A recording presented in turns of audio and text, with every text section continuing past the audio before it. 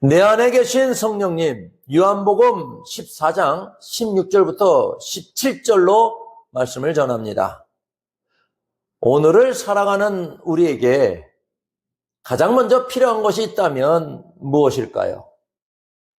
아마 10명 중 9명은 주저없이 휴대폰이라고 답하실 겁니다. 이제 휴대폰은 단순히 전화를 거는 기계가 아닙니다. 우리 생활에 필요한 모든 정보를 묻고 답을 얻는 만능 박사인 것 같습니다. 버스가 언제 오는지 휴대폰에 검색해보면 정확히 알려주고 손가락 하나로 택시를 부릅니다. 은행에 가서 길게 줄을 서지 않아도 되고 무거운 지갑 없이도 휴대폰만 있으면 어디서든 쇼핑하고 결제할 수 있습니다. 그 편리함은 이름 말할 수 없이 편리하고 좋은 것 같습니다. 위험할 땐 전화를 걸어 도움을 청하고 위치 공유를 통해 소중한 자녀들을 안전하게 보호하기도 합니다. 낯선 길을 갈 때 내비게이션은 우리를 목적지까지 친절하게 안내해 줍니다. 어디 그뿐인가요? 사진과 영상으로 소중한 추억을 기록하고 교회와 설교를 세상에 알리는 훌륭한 도구가 되기도 합니다. 그래서인지 우리는 휴대폰이 없으면 불안해합니다.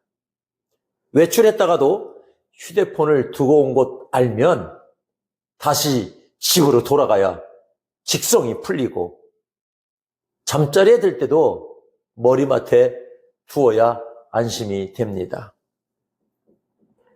내일의 원활한 사용을 위해서도 밤새 충전기에 꽂아두는 것도 있지 않습니다. 하지만 여러분, 휴대폰이 우리의 삶에 엄청난 도움을 주는 것은 분명하지만 과연 이 기계가 우리의 인생을 끝까지 책임지고 이끌어줄 수 있을까요? 휴대폰이 우리의 건강을 지켜주나요? 아무리 똑똑한 휴대폰이라도 우리 인생의 본질적인 고통을 해결해 주지는 못합니다.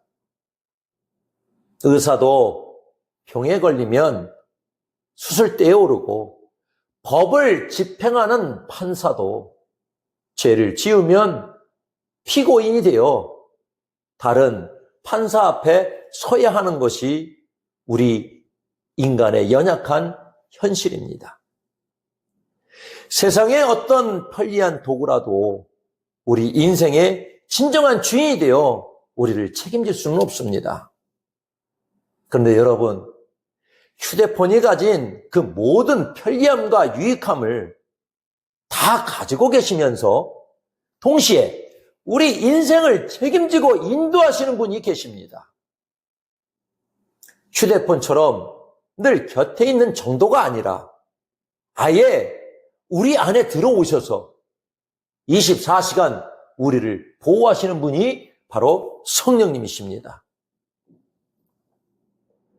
우리가 신앙생활을 하면서 가장 많이 부르는 이름 중 하나가 바로 성령님입니다. 그런데 여러분은 성령님을 어떻게 알고 계신가요? 혹시 머리 위로 떨어지는 뜨거운 불이나 이 몸을 관통하는 전기처럼 신비한 에너지로만 생각하고 계시지는 않습니까? 성령님은 단순한 힘이 아닙니다. 그분은 하나님의 가장 깊은 뜻까지도 다 알고 계시는 지혜의 근원이시며 우리와 똑같이 생각하고 느끼시는 인격적인 하나님이십니다.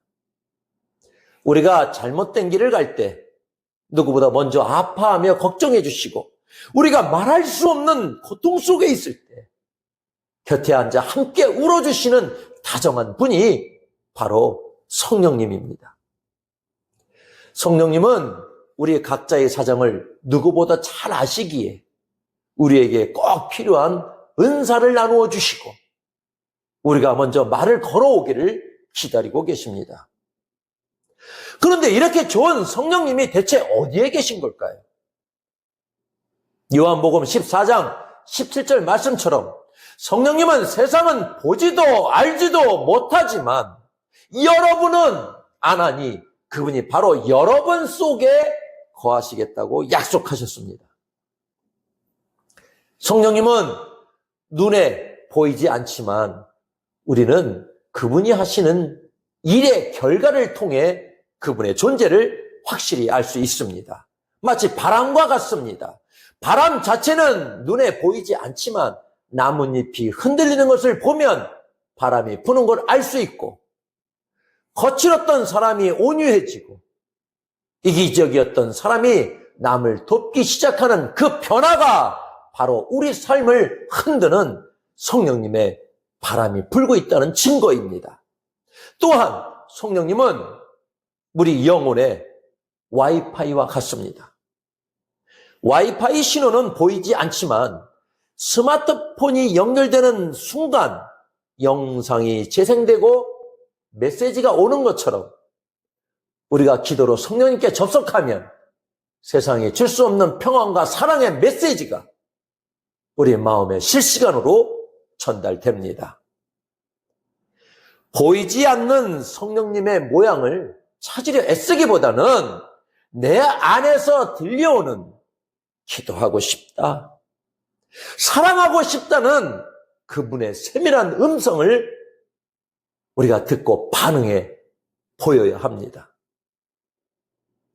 그때 우리 삶을 아름답게 변화시키시는 성령님을 가장 선명하게 만나게 될 것입니다. 성령님은 우리 마음속에 영원히 항상 함께 하시고 계십니다.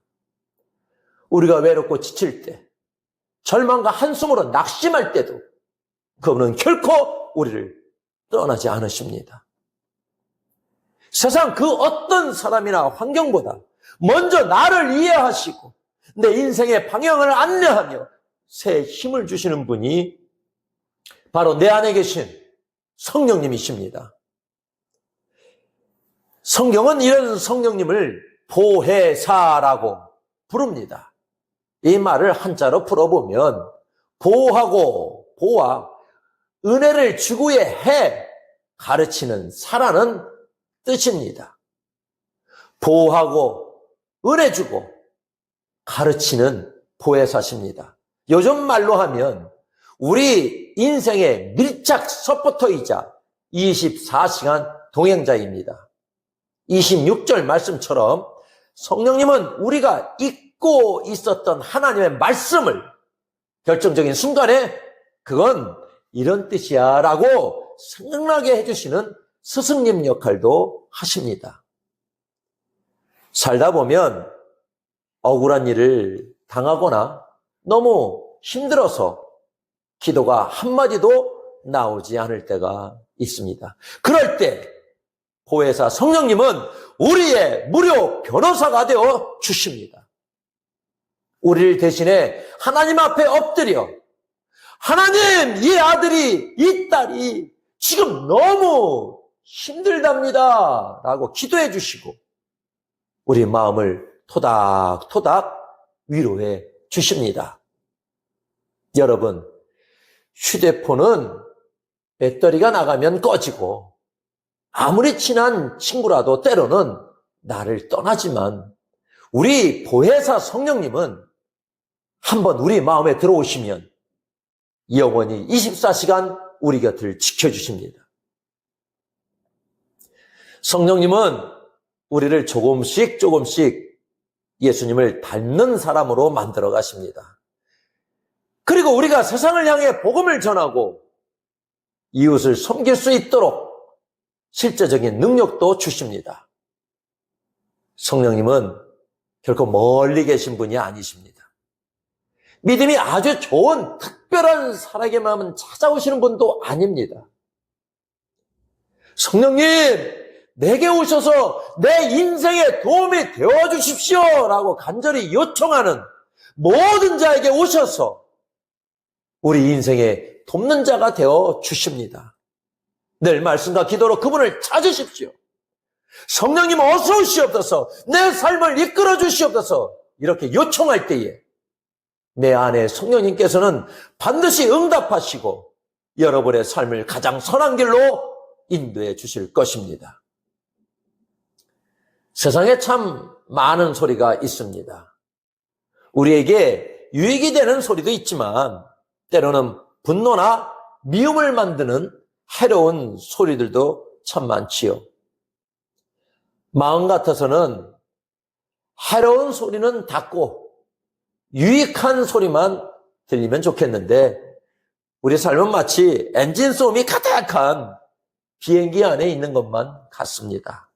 길을 막아도 세상의 염려와 비교, 질투와 불안의 소리들이 우리 마음을 쉴 새 없이 두드리기 때문입니다. 우리는 종종 그 소음들에 묻혀서 정작 들어야 할 소중한 하나님의 음성을 놓치곤 합니다. 우리가 일상에서 겪는 출퇴근길의 소음이나 공사 현장의 소음을 완전히 피하는 것은 참 어려운 일입니다. 그래서 만들어진 기술이 바로 노이즈 캔슬링입니다. 노이즈 캔슬링 기능이 탑재된 헤드셋은 시끄러운 환경에서도 외부 소음을 지어주어 음악을 선명하게 듣게 합니다. 이 기능처럼 성령님은 우리 영혼에 노이즈 캔슬링이 되어 주십니다. 너는 부족해. 너는 잘하는 게 하나도 없잖아. 이런 비난의 소음들이 우리 마음을 어지럽힐 때 성령님은 그 소리들을 잠재우시고 오직 하나님의 진짜 목소리만 들리게 해주십니다. 그리고 우리 마음속에 찾아오셔서 말씀하십니다. 세상 소리에 속지 마렴. 너는 누가 뭐래도 내가 가장 아끼는 자녀란다.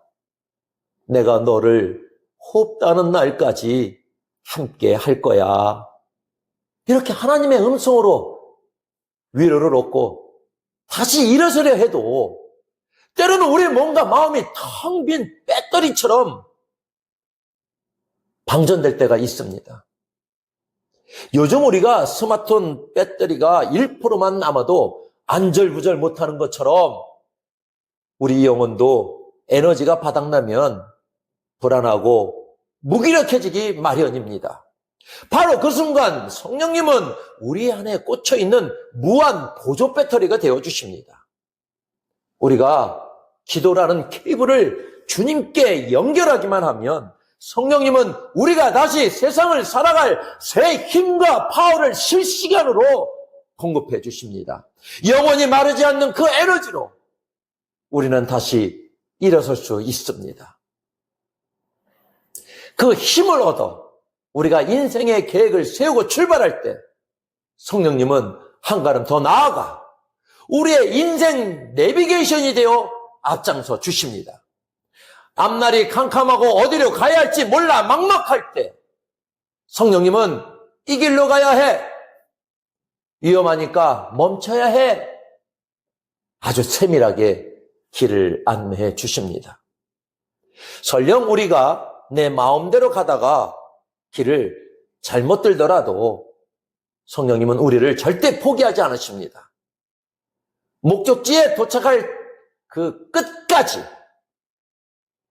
경로 재탐색을 하시며 우리를 다시 바른 길로 이끌어 주십니다. 성령님이 이렇게 우리를 도우시는 가장 큰 이유는 그분이 1초도 우리 곁을 떠나지 않는 가장 친한 친구이기 때문입니다. 성령님은 우리가 굳이 말하지 않아도 그 속상한 마음을 다 알고 계시고 우리가 혼자 울고 있을 때 그 곁에서 더 크게 같이 울어주시는 분이십니다. 세상 소음을 막아주시고 에너지를 채워주시며 길을 찾아주시는 이 놀라운 분이 지금도 여러분의 가장 가까운 곳에서 함께 계십니다. 성령님은 우리에게 가장 좋은 친구가 되어주시고 때로는 인생의 길을 가르치는 스승이 되어주시며 때로는 끝없는 사랑으로 품어주시는 부모님이 되어주십니다. 우리가 길을 잃었을 때 내비게이션보다 정확하게 진리의 길을 인도하시고 우리가 세상의 환난에 부딪혀 결제할 수 없는 고통의 값을 치러야 할 때 우리를 변호하며 새 힘을 주십니다. 휴대폰 배터리를 충전하듯 여러분의 영혼은 성령님으로 충전되고 계십니까? 휴대폰이 없으면 견디지 못하는 그 간절함보다 더 큰 마음으로 우리 안에 계신 성령님을 의지하기를 원합니다. 휴대폰은 우리 삶을 편리하게 만들지만 성령님은 우리 삶을 구원하시고 완성하십니다. 내 손안의 작은 기계보다 더 크고 놀라우신 분, 지금 이 순간에도 내 안에서 숨쉬며 나를 하나님의 자녀로 보증하시는 그 성령님과 깊은 대화를 시작해 보십시오. 그분이 여러분을 가장 복된 길로 인도해 주실 것입니다. 그 성령님을 의지하며 세상의 소음 속에서도 평안을 누리는 여러분이 되시기를 축복합니다. 기도하겠습니다. 우리의 약함을 도와주시는 성령님, 로마서 8장 26절부터 28절로 말씀을 전합니다. 여러분이 세상에 태어난 그 순간부터 생명을 다하는 그날까지 한결같이 곁을 지켜주시는 분은 오직 성령님 한 분뿐이십니다. 성경은 성령님의 역사가 우리가 태어나기 전부터 이미 시작되었다고 기록합니다. 천사는 세례 요한이 태어나기도 전에 그가 모태로부터 성령의 충만함을 받아 태어날 것을 예언했습니다. 누가복음 1장 15절 말씀입니다. 이처럼 신생아가 영적으로 성령의 반응을 감지하며 그분과 소통할 수 있습니다. 부모의 믿음과 하나님의 선택하심 안에서 어린 생명들은 이미 성령님의 세밀한 돌보심과 인치심 아래 머물고 있는 것입니다. 성령님은 아이가 태어나는 그 순간, 아니 그 이전부터 이미 그 생명을 알고 계십니다. 내가 너를 모태에 짓기 전에 너를 알았고, 에레미야 1장 5절에 말씀하신 주님은 그 아이가 일생 동안 걸어갈 길에 함께 하시기 위해 가장 먼저 마중 나와 기다리시는 분입니다. 비록 아기가 말로 표현하지 못할지라도 성령님은 그 작은 심장 박동 소리에 귀 기울이시며 평강으로 그 영혼을 포근히 감싸주십니다.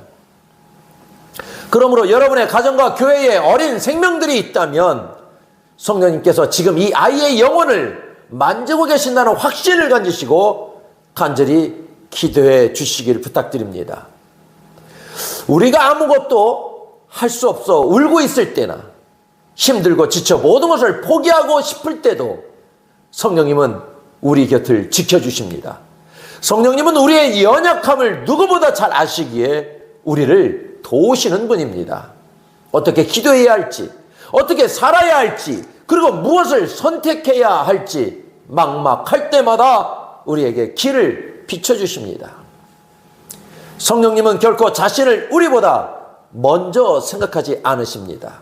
언제나 나를 우선순위에 두시고 나의 행복과 영적 성숙을 위해 늘 헌신하며 동행하십니다.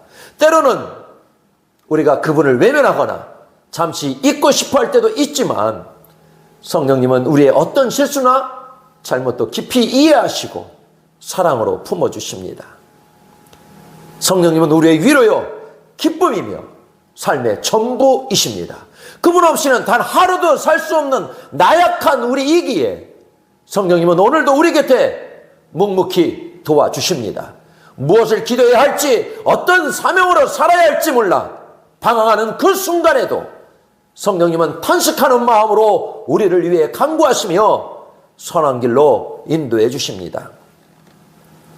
그렇다면 이 성령님은 과연 어떻게 우리에게 오시는 것일까요? 성령님은 어느 날 갑자기 우연히 우리를 찾아오시는 분이 아닙니다. 예수님께서 이 땅을 떠나시기 전 제자들에게 주셨던 약속의 말씀이 요한복음 14장 16절에 기록되어 있습니다. 내가 아버지께 구하겠으니 그가 또 다른 보혜사를 너희에게 주사 영원토록 너희와 함께 있게 하리니. 이 말씀처럼 성령님은 하나님의 신실하신 계획과 예수님의 간절한 중보를 통해 우리에게 보내진 거룩한 선물입니다. 성령님은 우리가 예수 그리스도를 개인의 구주로 영접하는 그 순간 우리 영혼의 문을 열고 찾아오십니다. 우리가 하나님의 말씀을 들을 때 성령께서는 보이지 않는 손길로 우리 마음을 두드리십니다.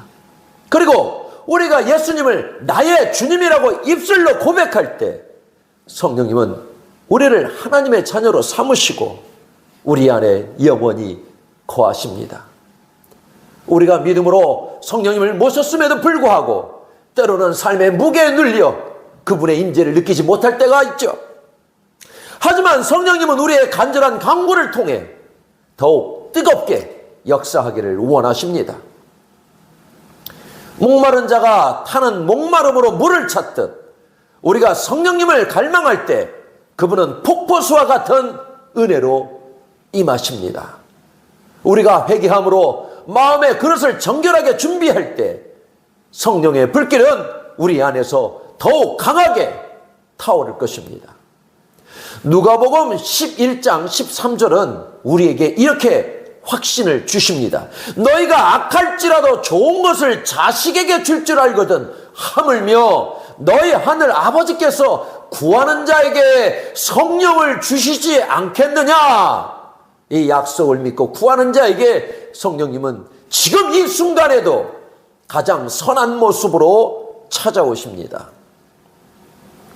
해외여행을 떠난 한 사람이 예상치 못한 큰 사고를 당했다고 가정해 보겠습니다. 여행자는 현지 언어를 전혀 할 줄 몰라 구조대원 앞에서도 아무런 설명을 할 수 없었습니다. 그저 겁에 질린 채 한국말로 살려주세요, 살려달라고 외치거나 비명만 지를 뿐 무엇이 필요한지 도무지 전달하지 못하는 절망적인 상황입니다. 이때 유능한 통역사가 있다면 어떨까요? 그 절박한 상황을 구조대원에게 정확히 전달하여 생명을 구할 것입니다. 성령님은 바로 우리의 영적 통역사이십니다. 우리가 고난 중에 너무 힘이 들어 그저 주여라고 신음하기만 해도 성령님은 그 외침 속에 담긴 간절함을 읽어내십니다. 그리고 우리의 마음을 하나님께 완벽한 기도로 바꾸어서 우리를 대신하여 간구해 주십니다. 말 못하는 갓난아이가 울며 보챌 때를 보십시오. 아기는 배가 고픈지 기저귀가 축축한지 혹은 어디가 아픈지 설명할 줄 모릅니다. 그저 울음으로 자신을 표현할 뿐입니다. 그러나 어머니는 그 울음소리만 듣고도 아이에게 무엇이 필요한지 즉각 알아차리고 따뜻하게 보살펴 줍니다. 우리의 신앙생활도 이와 같습니다. 우리가 어떤 기도를 드려야 할지, 어떻게 예배하고 구해야 할지를 몰라 그저 주님 앞에서 울기만 해도 우리보다 우리를 더 잘 아시는 성령님께서는 우리의 신음과 한숨을 모두 알아들으십니다. 그리고 우리를 대신하여 가장 선한 길을 간구해 주십니다. 이러한 원리는 교회의 공동체 안에서도 아름답게 나타납니다. 처음 신앙생활을 시작하여 모든 것이 낯설고 서툰 성도들이 있습니다.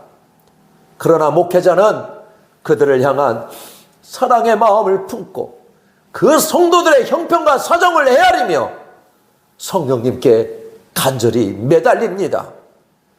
성도 자신은 차마 내뱉지도 못한 기도를 목회자가 대신 하나님께 올려드리는 것입니다. 이처럼 나 자신이 아닌 성도나 이웃을 위해 드리는 기도를 도고기도 혹은 이웃을 위한 기도라고 합니다. 이와 같이 성령도 우리의 연약함을 도우시나니 오직 성령이 말할 수 없는 탄식으로 우리를 위하여 친히 간구하시느니라. 로마서 8장 26절 말씀입니다. 성령님은 우리와 늘 함께 하시기에 우리를 누구보다 잘 아십니다. 때로는 우리 자신보다 더 아픈 마음으로 우리를 위해 눈물을 흘리시며 하나님 보좌 우편에서 우리를 지키시고 직접 기도해 주시는 분입니다. 그 성령님의 사랑이 오늘도 우리를 살게 하는 것입니다.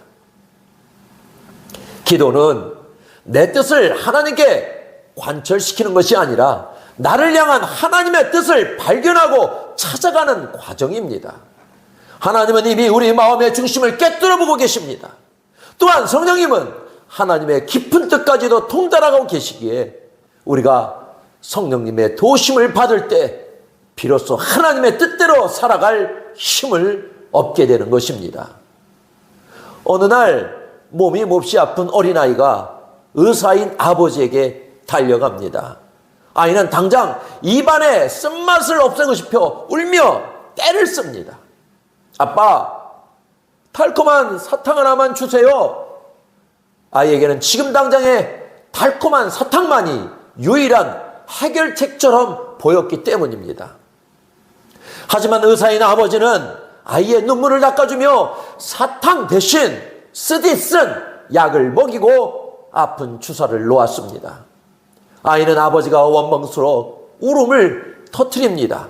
그러나 아버지는 아이를 괴롭히려는 것이 절대 아닙니다. 아이가 어디가 아픈지 정확히 알고 있기에 당장의 달콤함보다 아이를 살릴 수 있는 치료를 선택한 것입니다. 그것이 아버지가 자녀를 사랑하는 가장 깊은 방식입니다. 우리의 기도 역시 이와 같습니다. 우리는 하나님께 끊임없이 나의 필요를 요청하고 때로는 어이처럼 떼를 쓰기도 합니다. 그러나 하나님은 우리에게 진정으로 무엇이 필요한지 너무나 잘 알고 계십니다. 그렇기에 때로는 우리가 원치 않는 쓰디쓴 고난의 시간을 허락하시기도 하고 때로는 감당하기 힘든 아픔과 지친 시간을 지나게 하시기도 합니다.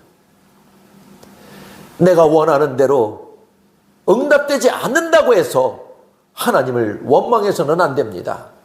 성령님은 우리에게 하나님의 그 깊은 마음을 가르쳐 주시는 분입니다. 우리가 육신의 정욕을 따라 구할 때에도 성령님은 우리에게 진짜 필요한 것이 무엇인지를 아시고 가장 좋은 때에 가장 선한 것을 주시려 우리를 인도하십니다.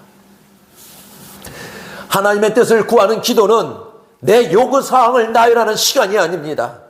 나보다 나를 더 잘 아시는 하나님께서 내 인생의 가장 완벽한 처방전을 허락하실 것임을 믿고 나를 온전히 맡겨드리는 것입니다. 지금 당장은 너무 힘들고 견디기에 어렵게 느껴질지라도 이 시간을 통해서 훗날 나를 정금같이 살려내실 그 하나님의 깊은 뜻을 신뢰하셔야 합니다. 그 신뢰 안에서 하나님의 선하심을 믿고 기다리는 것, 그것이 바로 우리가 드려야 할 진정한 기도의 자세이자 믿음입니다. 일상에 식탁을 준비하기 위해 주방을 둘러보면 수많은 재료가 있습니다. 하지만 이 재료들을 하나씩 따로 먹는다면 어떨까요?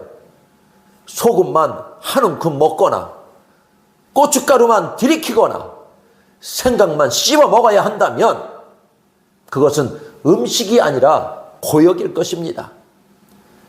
각자의 재료는 도저히 그대로 먹기 힘들 만큼 쓰고 맵고 짭니다. 그러나 최고의 요리사를 만나 적재적소에 배합이 될 때 이 재료들은 서로 어우러져 세상에서 가장 훌륭한 요리로 거듭납니다.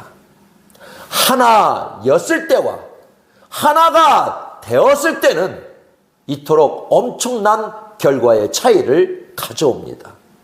우리 인생도 이와 같습니다. 갑작스러운 이별은 소금처럼 쓰고 짜게 다가옵니다. 사람들의 오해와 비난은 고춧가루처럼 맵고 얼얼하여 마음을 힘들게 합니다.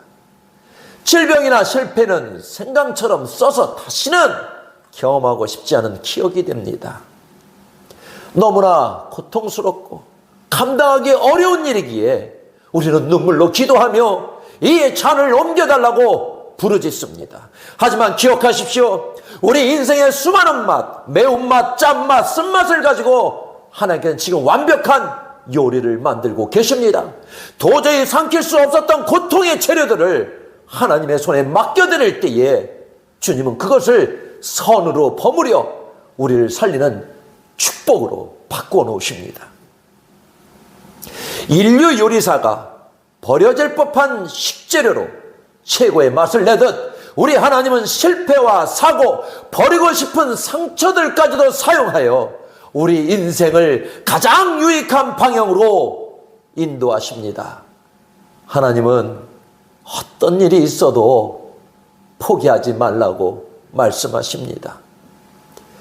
절망과 무기력에 빠져 있는 모든 것을 놓아버리고 싶은 그 순간 하나님을 믿고 그분께 삶을 통째로 맡겨보십시오. 그분은 절망을 소망으로, 미움을 사랑으로, 견딜 수 없는 아픔을 누군가를 품을 수 있는 넉넉한 은혜로 바꾸어 주십니다. 그 하나님이 바로 우리의 아버지이자 주인이시기 때문입니다. 주님은 결코 우리를 내버려 두지 않으십니다. 지금 당장 쓴 약을 먹이시는 것 같아도 그것은 우리의 미래를 건강하게 완성해 가시는 하나님의 열심입니다. 우리가 해야 할 일은 단 하나입니다. 우리의 삶의 모든 순간을 하나님, 성령님께 온전히 맡기고 의지하는 것입니다. 로마서 8장 26절은 이렇게 말씀합니다. 이와 같이 성령도 우리의 연약함을 도우시나니 우리는 마땅히 기도할 바를 알지 못하나 오직 성령이 말할 수 없는 탄식으로 우리를 위하여 친히 간구하시느니라. 우리는 참으로 연약합니다. 지금 눈앞에 놓인 시련이 훗날 어떤 열매를 맺을지 다 알지 못합니다. 때로는 감당하기 힘든 현실 앞에서 왜 내게 이런 날이 일어났냐며 울부짖는 것이 우리 인간의 한계일지도 모릅니다. 하지만 성령님은 우리의 그 약함을 누구보다 잘 아시며 친히 우리를 도우십니다. 도저히 이해할 수 없는 순간을 지날 때마다 성령님께 묻고 그분이 이끄시는 대로 겸손히 순종하시기를 바랍니다. 지금은 차마 헤아릴 수 없는 이 고통의 시간들이 성령님의 세밀한 인도하심을 통과하고 나면 반드시 축복의 통로로 변해 있을 것입니다. 우리를 대신하여 간구하시며 우리 인생을 가장 선한 길로 인도하시는 성령님을 끝까지 신뢰합시다. 성령님은 지금 이 순간에도 여러분의 연약함을 붙드시고 곁에서 함께하고 계십니다. 여러분 인생의 모든 걸음마다 하늘의 위로와 예비된 축복이 풍성히 임하기를 축복합니다. 기도하겠습니다. 성령의 열매와 동행, 갈라디아서 5장 22절부터 26절로 말씀을 전합니다. 우리의 마음속에는 하나님이 정성껏 심으신 성령의 나무 한 그루가 자라고 있습니다. 이 나무는 참 신비롭습니다. 내가 애써서 열매를 매달려고 땀 흘리는 나무가 아니라 성령님이라는 깊은 뿌리로부터 생명수를 공급받을 때 자연스럽게 열매가 맺히는 나무이기 때문입니다. 이 나무에는 9가지 하늘의 열매가 열립니다. 내 기분대로가 아니라 미운 사람에게도 먼저 다가가는 사랑, 좋은 일이 없어도 하나님 한 분만으로 충분한 희락, 거센 파도 속에서도 깊은 잠을 잘 수 있는 평화로운 화평이 열립니다. 또한 억지로 참는 것이 아니라 하나님을 믿기에 느긋하게 기다리는 오래 참음, 남의 아픔에 함께 울어주는 따뜻한 자비, 그 마음을 담아 직접 손을 내미는 양손이 가지마다 맺힙니다. 남이 보든 안 보든 맡은 자리를 지키는 충성, 충분히 화낼 수 있는 상황에서도 부드럽게 감싸주는 온유, 그리고 내 마음의 브레이크를 잘 밟는 지혜인 절제까지, 이 모든 것은 성령이라는 한 나무에서 피어나는 풍성한 결실들입니다. 우리는 자꾸만 내 힘으로 사랑하려 하고 내 의지로 꾹 참아보려 노력합니다. 하지만 내 힘으로 억지로 매달아 놓은 열매는 금세 시들기 마련입니다. 내 노력이 앞서다 보면 마음은 쉽게 지치고 맙니다. 진정한 성령의 열매는 하나님, 저는 할 수 없습니다. 그저 주님께 제 마음을 꼭 붙들어 맵니다 라고 솔직하게 고백할 때 비로소 맺히기 시작합니다. 내가 열매를 만들려 애쓰는 것 아니라 내 안에 계신 주님의 생명이 자연스럽게 밖으로 배어나온 것이기 때문입니다. 사랑에서 시작해 절제로 마무리되는 이 고운 성품들은 세상의 그 어떤 법으로도 막을 수 없습니다. 이것은 누가 시켜서 억지로 하는 것이 아니라 내 안에 예수님의 사랑이 가득 차서 나도 모르게 밖으로 새어나오는 행복한 습관과도 같습니다. 마치 향기 가득한 방에 머물다 나오면 내 몸에 자연스레 향기가 배어드는 것과도 비슷합니다. 마음이 지치고 답답해질 때 이 말씀을 꼭 기억하십시오. 금지할 법이 없느니라. 성령님이 여러분을 통해 맺으시는 그 아름다운 성품은 세상의 어떤 방해나 어려움도 결코 가로막을 수 없습니다. 주님 안에 머물면 평안은 자연스레 찾아옵니다. 나무가 계절을 따라 묵묵히 열매를 맺듯 우리 주님이 여러분의 삶 속에 세상에서 가장 아름다운 열매를 맺어 주실 것입니다. 예수님을 믿고 신앙생활을 하면서도 문득 내 모습에 실망할 때가 있습니다. 은혜를 듬뿍 받았다고 생각했는데 어느새 나도 모르게 고집이 툭 튀어나오고 남들에게 인정받고 싶은 욕심이 마음속에서 꿈틀거리기도 합니다. 나는 왜 이럴까 하는 자책이 밀려올 때 성경은 우리에게 아주 분명하고도 놀라운 약속을 들려줍니다. 바로 우리의 못난 옛 모습은 이미 십자가에서 예수님과 함께 사라졌다는 선언입니다. 십자가에 못 박았다는 말은 단순히 내 성격을 조금 고치거나 억지로 참아보는 수준을 말하는 게 아닙니다.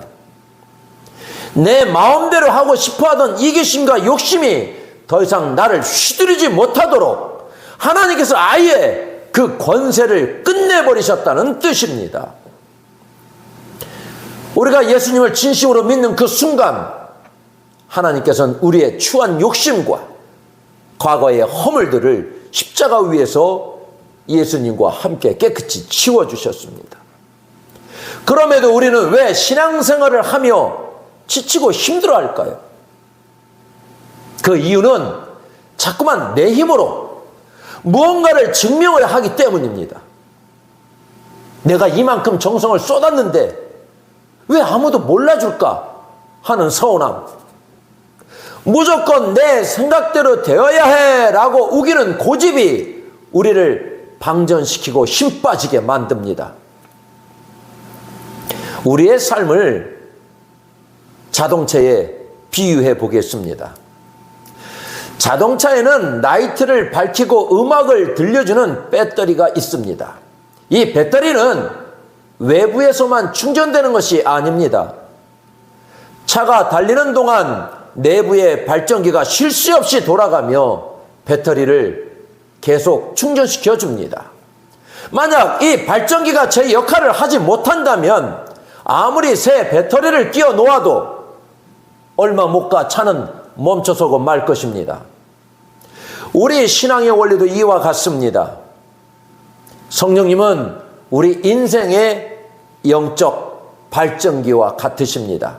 우리가 땀 흘려 노력해서 에너지를 만들어내는 것이 아니라 우리 안에 계신 성령님께서 끊임없이 우리를 충전시켜 주셔야 합니다. 성령님은 멀리 계시지 않습니다. 내가 가장 약해져 있을 때, 내가 실수하고 넘어져 있을 때 바로 곁에서 우리를 돕고 계십니다. 인생을 살다 보면 수많은 실패와 실수를 거듭하게 됩니다. 하지만 두려워하지 마십시오. 성령님은 언제나 우리가 다시 시작하기를 원하시고 우리가 잘 되기를 누구보다 바라시는 분입니다. 발전기를 통해 배터리가 충전되어 필요한 곳곳에 전력을 공급하듯 성령님께서 우리의 생각과 마음을 관찰하시고 새로운 힘을 부어주셔야 비로소 우리는 계속해서 살아갈 힘을 얻게 됩니다. 내가 맺으려 애쓰는 열매는 금방 시들지만 성령님께 연결되어 그분이 주시는 힘으로 살아갈 때 우리의 삶은 향기로워집니다. 마음이 답답할 때마다 솔직하게 도움을 청하십시오. 성령님, 저를 다시 충전시켜 주십시오. 라고 말입니다. 용서를 구하고 그분께 마음을 기대는 순간 우리 인생의 발전기는 다시 힘차게 돌아가기 시작할 것입니다.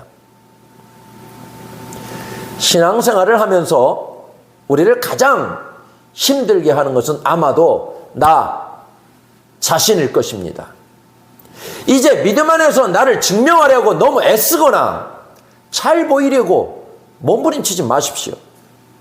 그럴 때마다 마음속 조용히 그러나 당당하게 이렇게 고백해 보십시오.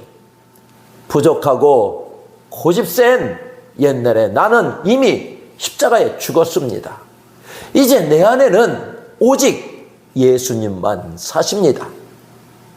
이 고백은 나를 포기하는 것이 아니라 진짜 자유를 찾는 선언입니다. 내가 꽉 쥐고 있던 힘을 뺄 때에 비로소 내 안에 예수님이 기쁘게 움직이기 시작하십니다. 나는 이제 내 고집과 욕심이라는 감옥에서 완전히 해방되었습니다라는 이 고백이 여러분의 삶의 가장 큰 기쁨이자 노래가 되기를 소망합니다. 우리가 신앙생활을 하며 자주 마주하는 고민이 하나 있습니다. 바로 교회 안에서의 모습과 세상 밖에서의 모습이 따로 노는 어색한 불이치입니다.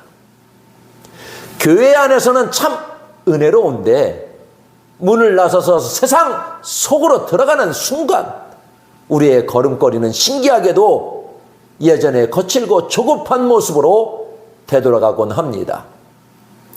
이런 우리에게 갈라디아서 5장 25절은 아주 중요한 길을 제시합니다. 만일 우리가 성령으로 살면 또한 성령으로 행할지니, 여기서 성령으로 사는 것과 성령으로 행하는 것은 비슷해 보이지만 아주 깊은 차이가 있습니다. 성령으로 사는 것은 우리가 예수님을 믿고 하나님의 자녀라는 새 생명을 얻은 상태 그 자체를 말합니다. 나무로 치면 땅속 깊이 박힌 튼튼한 뿌리와 같습니다. 그런데 성경은 거기서 멈추지 말고 성령으로 행하라고 우리를 초대합니다. 여기서 행한다는 단어의 원래 뜻을 살펴보면 참 재미있고 감동적입니다. 바로 보조를 맞추어 함께 걷는다는 의미를 담고 있기 때문입니다. 군인들이 행진을 할 때 앞사람의 발소리에 맞춰 발을 내딛는 것처럼 혹은 다정한 연인이 보폭을 맞춰 산책하는 것처럼 우리 안에 계신 성령님의 박자에 우리의 발걸음을 딱 맞추라는 뜻입니다. 우리의 마음만 앞서서 성령님보다 저만치 앞서 달려가다가 길을 잃기도 하고, 때로는 너무 낙심해서 성령님이 이끄시는 대로 제자리에 주저앉아 고집을 피우기도 합니다. 내 열정이 지나치면 성령을 추월하게 되고, 내 두려움이 앞서면 성령님의 손을 놓치게 됩니다. 성령으로 행한다는 것은 결코 거창하거나 대단한 업적을 이루는 것이 아닙니다. 누군가에게 말을 건넬 때 날카로운 기분 대신 성령님의 온유한 박자에 맞추어 부드럽게 말하는 것, 막막한 상황을 만났을 때 내 조급함 대신 성령님의 평안한 박자에 맞추어 묵묵히 기다려주는 것, 바로 그 작은 보조 맞춤이 성령으로 행하는 삶의 진수입니다. 여러분, 이제 성령님께 모든 것을 맡겨보십시오. 그분이 내딛는 발걸음에 내 발을 가만히 포개어서 함께 걸어보십시오. 내가 억지로 길을 만들려 애쓰지 않아도 됩니다. 앞서가시는 성령님의 등을 바라보며 그 분의 박자에 맞춰 한 걸음씩 내딛다 보면 우리의 삶은 어느덧 지치지 않는 기쁨과 평안으로 가득 차게 될 것입니다. 그 신비롭고 행복한 동행이 여러분의 일상 속에서 시작되기를 응원하겠습니다. 우리가 신앙의 길을 걷다 보면 참 묘한 마음의 유혹을 만날 때가 있습니다. 분명 처음 시작은 오직 주님의 영광을 위해서라는 순수한 마음이었는데, 시간이 지나면서 어느덧 사람들이 나를 어떻게 볼까? 내가 이만큼 수고한 걸 누군가 알아주기는 할까 하는 마음이 슬며시 고개를 들곤 합니다.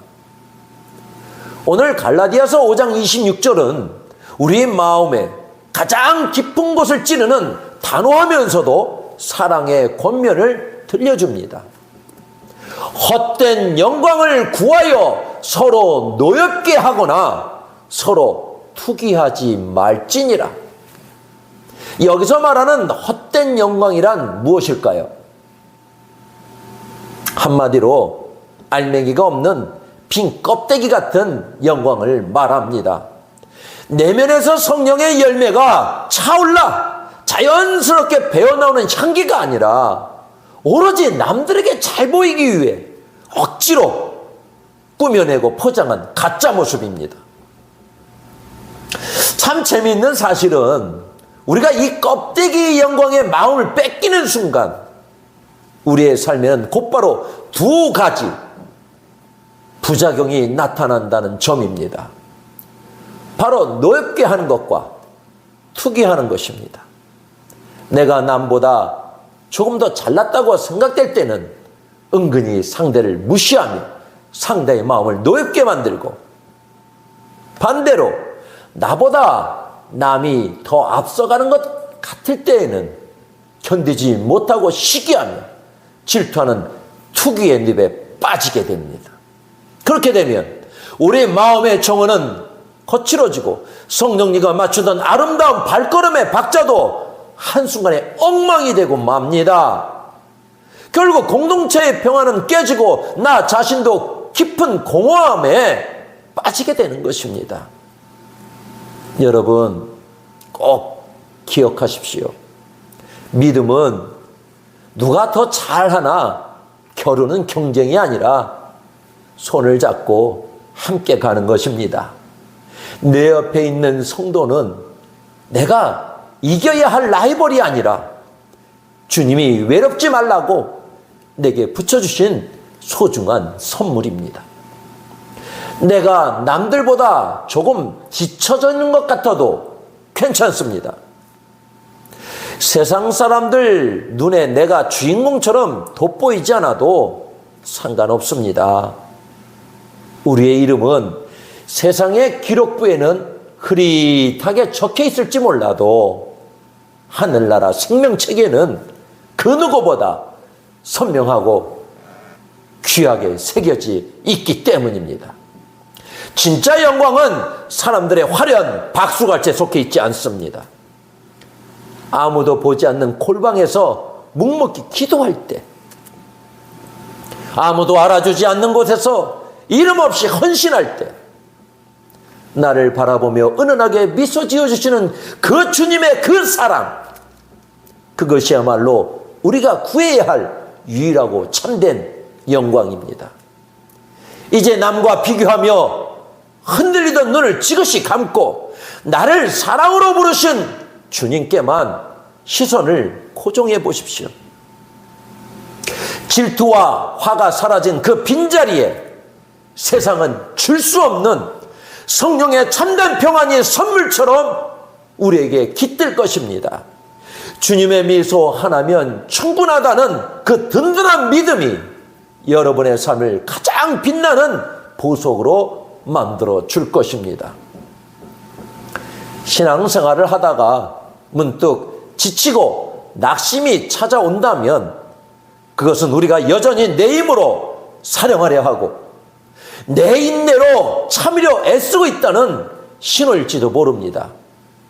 우리에게 필요한 것은 거창한 결심이 아니라 하나님, 저는 할 수 없지만 제 안에 주님은 하실 수 있습니다 라는 겸손하고도 솔직한 고백입니다.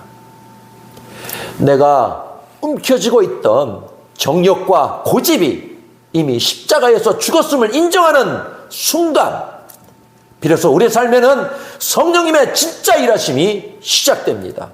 기억하십시오. 신앙은 남들보다 빨리 달아가는 속도의 문제가 아니라 주님을 향해 올바르게 서 있는 방향의 문제입니다.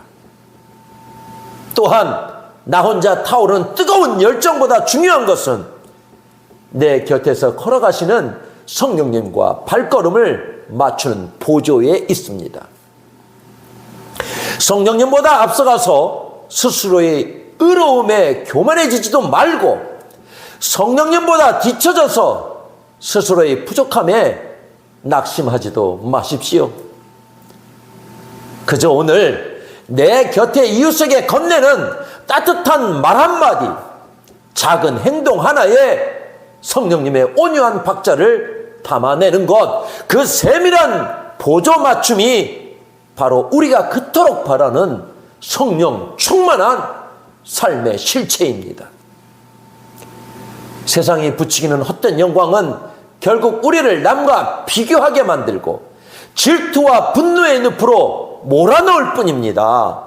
이제 그 피곤한 비교의 눈을 감고 오직 나를 변함없이 사랑하시는 주님께만 시선을 고정해 보십시오. 남들이 알아주던 말든 묵묵히 제자리를 지키며 걷는 여러분의 그 신실한 걸음을 주님은 세상 그 무엇보다 귀한 열매로 기쁘게 보고 계십니다. 성령의 9가지 열매는 우리의 삶을 억누르고 감시하는 엄격한 규칙이나 굴레가 아닙니다. 그것은 세상 그 어떤 권력이나 법도 가둘 수 없는 하늘의 자유이며 주님을 사랑하는 자들에게 자연스럽게 주어지는 행복한 특권입니다. 내 고집이라는 무거운 짐을 내려놓으시고 이제 내 안에 성령님과 함께 가벼운 마음으로 동행하십시오. 계절이 바뀌면 나무에 반드시 열매가 맺히듯 성령의 박자에 발을 맞추어 묵묵히 걷는 여러분의 삶 속에는 반드시 가장 아름다운 하늘의 열매가 가득하게 될 것입니다. 주님이 약속하신 그 참된 평안과 기쁨이 여러분의 가정과 일터 위에 그리고 고단한 마음의 중심 위에 늘 함께 하시기를 간절히 축복합니다. 기도하겠습니다.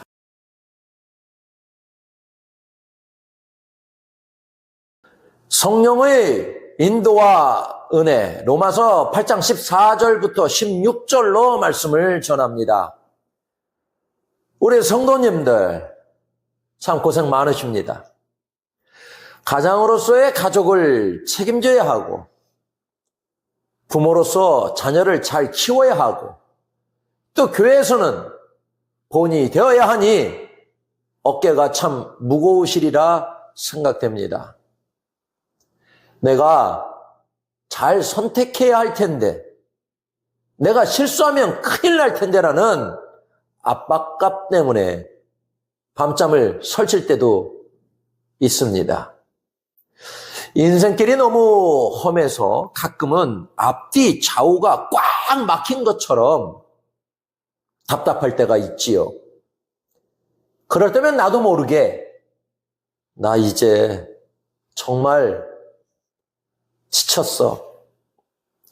다 포기하고 싶어.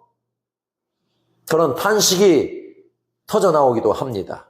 그런데 여러분, 사실 그 순간이 우리 인생에서 가장 중요한 시간입니다. 왜냐하면 내 힘으로 낑낑대며 다 하려던 고집을 내려놓고 비로소 하나님의 손길을 경험할 준비가 되었을 때입니다. 우리는 내 실력과 열심으로 세상을 이기는 존재가 아닙니다. 내 힘을 빼고 하나님의 인도하심에 내 몸을 그냥 가만히 맡길 때, 그때 비로소 우리는 가장 안전하고 복된 길을 걸어갈 수 있습니다. 사람이 북적거리는 시장통에서 어린아이를 한번 떠올려 보겠습니다. 아이는 길을 몰라도 겁내지 않습니다. 자기가 돈이 없어도 힘이 없어도 아주 당당합니다. 왜 그럴까요? 아버지가 손을 꼭 잡고 있기 때문입니다. 이때 아이가 아버지의 손을 잡는 힘보다 아버지가 아이 손을 쥐고 있는 힘이 훨씬 세다는 것입니다. 아이는 걷다가 신기한 게 보이면 손을 슬쩍 넣기도 하고 딴청을 피우기도 합니다. 하지만 아버지는 절대 그 손을 놓지 않습니다. 아이가 휘청거리면 아버지가 더 꽉 붙들어 줍니다. 성령님과 함께 사는 삶이 바로 이와 같습니다. 하나님은 우리가 실수했다고 해서 겨우 그것밖에 못하니? 라고 야단치거나 눈치를 주시는 무서운 분이 절대 아닙니다. 오히려 우리가 지쳐 주저앉아 있을 때 가만히 다가오셔서 괜찮아 라고 등을 토닥이며 우리 손을 잡아주시는 분입니다. 성령님은 저 멀리 앞서 달려가면서 왜 이렇게 느려? 빨리빨리 안 오고 뭐해? 우리를 재촉하지 않으십니다. 걸음이 느린 아이 옆에서 발걸음을 맞춰주는 아버지처럼 우리의 느린 폭폭에 맞춰서 한 걸음 한 걸음 천천히 그리고 다정하게 같이 걸어주시는 분입니다. 성령 하나님은 왜 그 귀한 시간을 내어 우리 손을 꼭 잡고 이 힘든 세상을 같이 걸으실까요? 우리가 길을 잘못 찾고 부족해서일까요? 아닙니다. 사실 이유는 아주 간단합니다. 우리를 너무나도 사랑하시기 때문입니다. 길가에 모르는 아이가 울고 있다면 잠깐 걱정은 되겠지만 내 자식처럼 끝까지 책임지지는 않을 것입니다. 하지만 내 자녀라면 이야기가 완전히 달라집니다. 아무리 길이 멀고 험한다고 해도 날이 어둡고 비바람이 불어도 아버지는 내 자식 손을 절대로 놓지 않습니다. 자녀가 다리가 아프다고 하면 업어서더라도 끝까지 집으로 데려가는 게 아버지의 마음입니다. 하나님도 똑같으십니다. 우리가 잘나서가 아니라 그냥 내 자식이니까 우리의 손을 잡으시는 겁니다. 우리가 어디서 헤매든 어떤 실수를 하든 상관없이 끝까지 우리 곁을 지키며 완전한 하늘나라 집까지 우리를 데려가고 싶어 하시는 분, 그분이 바로 우리 아버지 하나님이십니다. 우리가 내 뜻대로 할 거야 라는 고집을 좀 잠시 내려놓고 성령님의 목소리에 가만히 귀를 기울이는 시간은 결코 아까운 시간이 아닙니다. 오히려 맞다, 나에게는 하나님이라는 든든한 아버지가 계셨지 하는 사실을 다시 확인하는 참 행복한 시간입니다. 내가 혼자 끙끙 앓으며 힘들어하던 그 시간을 하나님께 살짝 내어드리면 하나님은 우리 마음속에 아주 부드럽게 속삭여 주십니다. 얘야, 너무 걱정하지 마라. 내가 내 손을 이렇게 꽉 잡고 있단다. 너는 누가 뭐래도 내 사랑하는 아들이고 딸이야. 성령님이 우리를 이끌어 주시는 건 단순히 인생의 정답을 알려주기 위해서가 아닙니다. 우리가 걷는 그 걸음마다 내가 너를 이만큼 사랑한단다 라고 들려주시는 하나님의 사랑의 고백입니다. 그래서 우리가 하나님 손에 이끌려 걷고 있다는 사실 그 자체가 우리가 하나님의 귀한 자녀라는 가장 확실한 증거가 됩니다. 우리는 자꾸 내가 더 강해져야 문제가 풀릴 거라고 생각합니다. 내가 더 똑똑해지고 내가 더 능력이 있어야 이 험한 세상을 버틸 수 있다고 믿습니다. 하지만 성경은 반대로 말씀하십니다. 오히려 내가 꽉 쥐고 있던 힘을 빼고 하나님께 나를 온전히 맡길 때 그때부터 하나님의 진짜 능력이 나타나기 시작합니다. 내 의지가 약해서 흔들릴 때도 있고 상황이 너무 힘들어서 주저앉고 싶을 때도 있습니다. 하지만 기억하십시오. 내 발은 흔들릴지 몰라도 나를 붙들고 계신 하나님의 손은 절대로 흔들리지 않습니다. 그 크고 강한 손이 우리를 꽉 잡고 계시기에 우리는 아무리 캄캄한 밤길을 걸어도 결코 길을 잃지 않습니다. 여러분, 이제 혼자서 허헉거리며 걷던 그 무거운 걸음을 잠시 멈추어 봅시다. 내가 다 해야지 했던 조급함을 내려놓고 우리 바로 곁에서 손을 내밀고 계신 성령님의 손을 다시 한번 꼭 잡으시기를 바랍니다. 그리고 이렇게 마음을 다해 고백해 보십시오. 성령님, 사실 저는 오늘 어디를 가야 할지 어떻게 해야 할지 잘 모릅니다. 하지만 성령님이 가시는 곳이라면 그 어디든 가장 안전할 줄 믿습니다. 이렇게 고백하며 그 손을 의지할 때 우리를 괴롭히던 불안은 눈독듯 사라지고 오직 하나님의 자녀만 누릴 수 있는 참된 평안이 우리 마음속에 가득 차오를 것입니다. 그 따뜻한 손길에 이끌려 세상에서 가장 행복하고 복된 길을 걷는 우리 모든 성도님이 되시기를 간절히 바라겠습니다. 우리 마음속에는 참 지우기 힘든 그림자 같은 두려움이 하나 있습니다. 내가 지금 잘 살고 있는 걸까?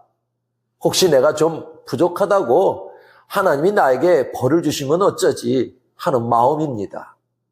마치 무서운 주인 밑에서 일하는 종처럼 늘 하나님 눈치를 살피며 조마조마하게 신앙생활을 하는 그런 분들이 참 많습니다. 기도를 조금만 빼먹어도 가슴이 철렁하고 삶 속에서 작은 실수만 해도 이러다 하나님이 나를 미워하시면 어쩌나, 나에게 등을 돌리시면 어쩌나 하며 스스로 힘들게 괴롭히곤 합니다. 하지만 성경은 우리에게 아주 분명하게 말씀하십니다. 이제 그만 그 무서운 공포에서 벗어나도 괜찮단다 라고 말입니다. 하나님은 여러분이 실수하기를 기다렸다가 벌을 내리시는 무서운 감시자가 아닙니다. 우리가 신앙생활을 하는 이유는 하나님께 혼나지 않기 위해서가 아니라 나를 너무나 사랑하시는 하나님과 행복하게 살기 위해서라는 사실을 꼭 기억하셨으면 좋겠습니다. 한번 상상해 보세요. 한 아이가 집 안에서 뛰어놀다가 아주 비싼 화분을 깨트렸습니다.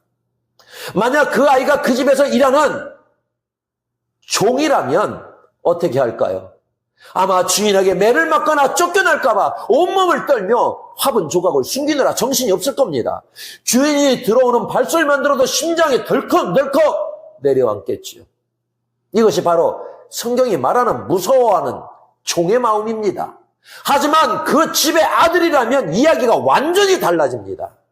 물론 화분을 깨트린 게 미안해서 마음이 무겁겠지만 결국 아이는 울면서 아버지에게 달려갑니다.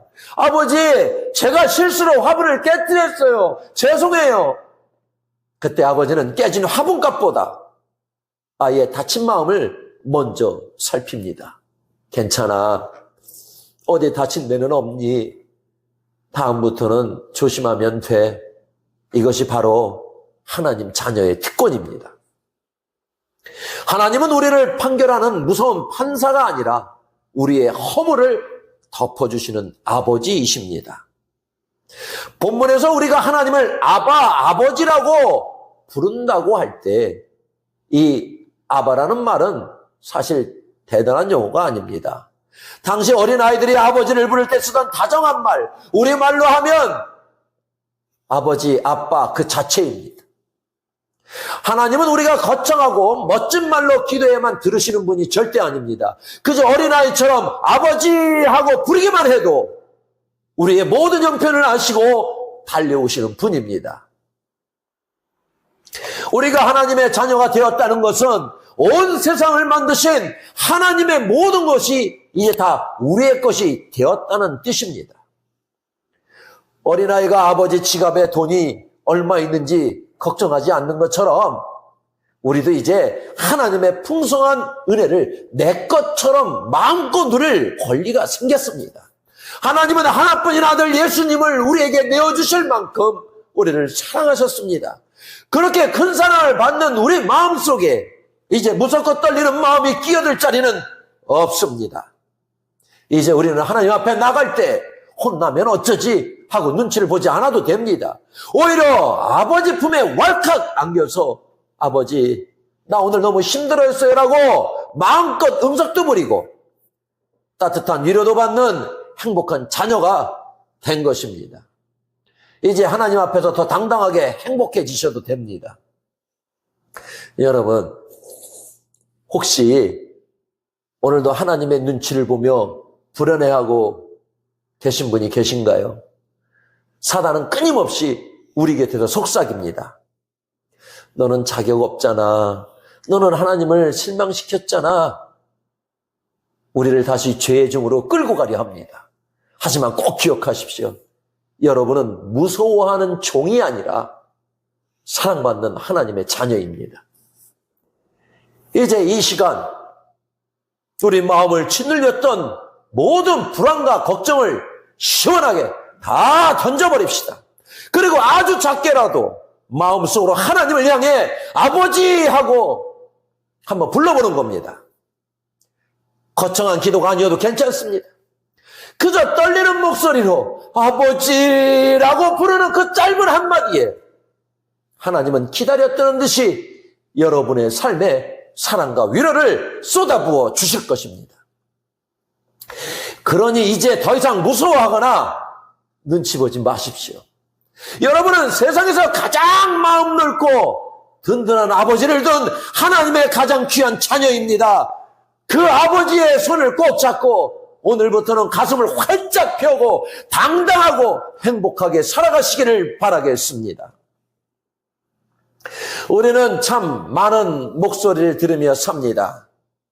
세상은 우리에게 성공해야 대접받는다고 말하고 때로는 내 마음조차 너는 왜 이것밖에 안 되니? 라며 스스로를 힘들게 합니다.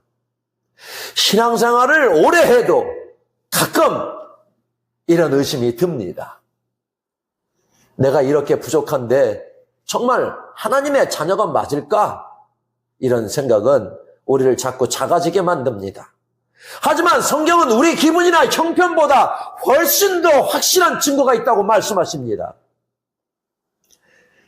어릴 적에 아끼던 물건을 잃어버렸다가 찾았을 때 내 것이라는 걸 어떻게 증명하셨나요? 물건 구석에 작게 적어둔 내 이름 석자, 혹은 나만 아는 특별한 표시를 확인하면 그걸로 끝입니다. 누가 뭐래도 내 것이 맞으니까요. 성령님은 바로 우리 영혼 아주 깊은 곳에 지워지지 않는 하나님의 이름을 새겨두신 분입니다. 성령님이 직접 우리 마음과 함께 너는 하나님의 자녀다라고 증언하신다고 알려줍니다. 이건 마치 아주 중요한 서류에 마지막 도장을 꽝 찍어서 확정하는 것과 같습니다. 내가 오늘 기분이 좋다고 자녀가 되고 죄를 좀 지었다고 자녀가 아닌 게 아닙니다. 내 기분과 상관없이 성령님이 내 안에서 맞아! 너는 내 소중한 자녀야! 라고 끊임없이 속삭여 주십니다. 그 울림이 있기에 우리는 다시 일어설 수 있습니다. 그런데 이 성령님의 목소리는 큰 천둥소리처럼 들리지 않을 때가 많습니다. 오히려 아주 조용할 때 내 마음을 울리는 따뜻한 온기로 찾아옵니다.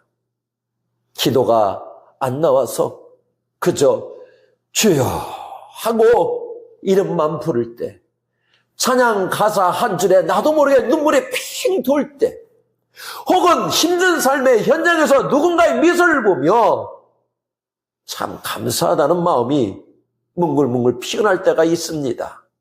바로 그때가 성령님이 우리에게 말씀하시는 시간입니다. 너는 혼자가 아니야.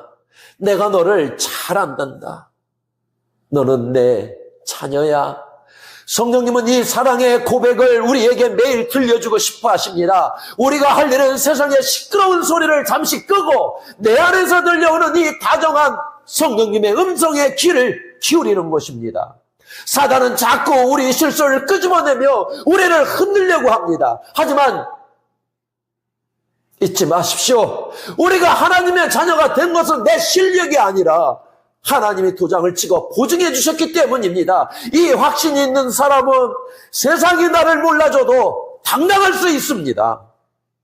내가 좀 부족해도 다시 아버지 하나님께 달려갈 용기를 낼 수 있는 것입니다. 오늘 이 시간 우리 마음의 안테나를 성령님께 맞춰보시기 바랍니다. 성령님이 들려주시는 사랑의 음성을 듣게 해주시오라고 짧게 기도해보는 겁니다. 그러면 내 마음 깊은 곳에서 올라오는 따뜻한 확신을 만나게 될 것입니다.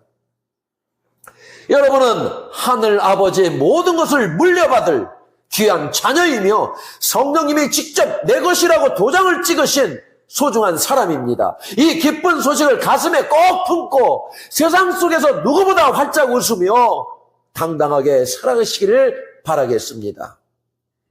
이제는 실력과 능력이 아니라 하나님의 사랑으로 살아가야 합니다. 여러분, 이제 말씀을 맺으려 합니다. 오늘 세 가지 놀라운 사실을 확인했습니다. 우리는 혼자 걷는 미아가 아니라 성령님의 손에 이끌려 걷는 존재이며 눈치 보는 종이 아니라 아버지 품에 안긴 자녀이고 내 기분과 상관없이 성령님이 도장 찍어 보증하신 하늘의 상속자라는 사실입니다. 결국 성령의 인도함을 받으며 산다는 것은 내 인생의 모든 것을 내가 지고 땀 흘리며 고생하던 삶을 끝내는 것입니다. 그리고 나보다 나를 더 잘하시고 나를 더 사랑하시는 성령님께 내 삶을 온전히 맡겨드리는 것입니다. 이것이 바로 우리가 누릴 가장 큰 은혜입니다. 세상은 끊임없이 우리에게 내 실력을 증명하라고 다그칩니다. 하지만 성령님은 우리 영혼에 대고 매일 이렇게 속삭이십니다. 아무것도 증명하지 않아도 괜찮다. 너는 이미 내 사랑하는 자녀다. 이 음성이 들리기 시작할 때 우리는 비로소 세상이 줄 수 없는 참된 평안을 얻게 됩니다. 다시 세상 속으로 들어갈 때 이제 어깨를 활짝 펴십시오. 여러분의 발걸음은 비록 조금 비틀거리지 몰라도 여러분의 손을 꼭 잡고 계신 하나님의 손은 우주보다 강하고 단단합니다. 캄캄한 밤길을 걷는 인생일지라도 두려워하지 마십시오. 우리 곁에는 우리의 보폭에 맞춰 함께 걸어주시는 다정한 성령님이 계십니다. 그분의 세밀한 인도하심에 여러분의 삶을 맡기십시오. 성령 하나님, 저와 함께 해주십시오. 이 짧은 고백 하나로 여러분의 삶에는 하나님의 풍성한 은혜가 파도처럼 밀려올 것입니다. 성령의 인도하심 안에서 하나님 자녀라는 가장 빛나는 이름표를 달고 오늘보다 내일 더 당당하고 행복하게 살아가시는 보배로운 성도님들이 되시길 주님의 이름으로 축복합니다. 기도하겠습니다.